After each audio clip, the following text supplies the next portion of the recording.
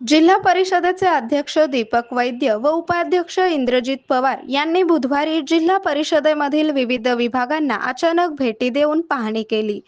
यावेळी गैरहजर असलेल्या आरोग्य, शिक्षण व समाज कल्याण विभागातील कर्मचाऱ्यांना नोटिसा काढण्याचे आदेश दिले. याचवेळी शिक्षण विभागाजवळचा अस्वच्छ परिसर पाहून उपाध्यक्ष इंद्रजित पवार चांगलेच संतापले.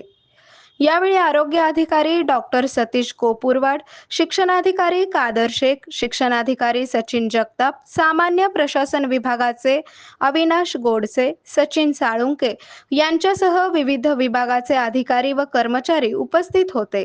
प्रारंभी प्राथमिक शिक्षण विभागास भेट दिली.